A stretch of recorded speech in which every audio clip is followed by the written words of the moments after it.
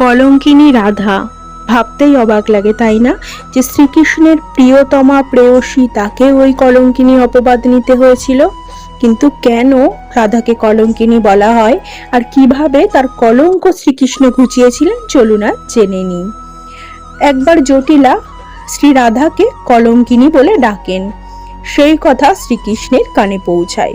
তিনি খুবই দুঃখ পেলেন, মনে মনে ভাবেন যে তার জন্য যখন রাধাকে কলঙ্কিনী অপবাদ নিতে হলো, তবে তাকেই তার প্রিয়তমার এই অপবাদ ঘোচাতে হবে। রাধা ছিলেন আয়ানের স্ত্রী। জটিলা বলল, তুমি ঘরে স্বামী থাকা সত্ত্বেও অন্য পুরুষের সাথে দেখা করার জন্য যমুনার তীরে যাও, তাহলে তুমি তো কুলোটা, কলঙ্কিনী, পতিব্রতা নও। সেই কথা শুনে রাধিকা খুব দুঃখ পেলেন। শ্রীকৃষ্ণ তখন এই কলঙ্ক ঘোচানোর জন্য একটা উপায় বার করলেন। তিনি মা যশোদাকে গিয়ে বললেন, মা আমার খুব শরীর খারাপ লাগছে। মা যশোদা তখন বদ্যির ব্যবস্থা করলেন। মা যশোদা নন্দ বাবাকে পাঠালেন বেদজির সন্ধানে। অনেক বেদজি আসলো, তাকে পথ্যি দিলেন, কিন্তু কিছুতেই স্বস্তি দিতে পারলেন না। তখন আবারও নন্দ বাবা যাচ্ছিলেন একজন ভালো বেদজির খোঁজে। তখন রাস্তার ধারে এক সাধুবেশী বেদজিকে দেখতে পেলেন।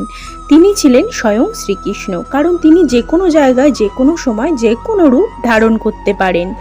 তখন সেই সাধুকে নিয়ে বাড়িতে গেলেন নন্দ বাবা।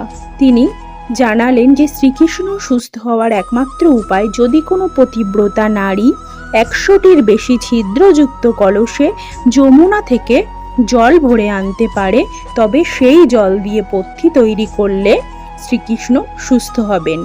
তখন জটিলা বলল যে আমিই তো সব থেকে পতিব্রতা নারী, তাহলে আমি নিশ্চয়ই জল আনতে পারবো। এই বলে সে গেল 100র বেশি ছিদ্রযুক্ত কলস নিয়ে যমুনাতে। কিন্তু সে জল তুলতে যাওয়া মাত্রই তার কলস ফেটে গেল, সে নিজেও যমুনার জলে পড়ে গেল। সে ভাবলো, আমি যখন পারলাম না, রাধিকাও নিশ্চয়ই পারবে না।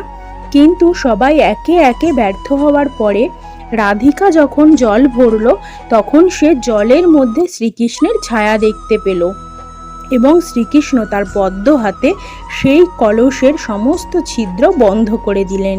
সেই জল নিয়ে রাধিকা আসলেন শ্রীকৃষ্ণের গৃহে। সেখানে নিজ হাতে পথ্যি তৈরি করে শ্রীকৃষ্ণকে দিলেন। সবাই তখন জানতে পারল যে পতিব্রতা নারী রাধা।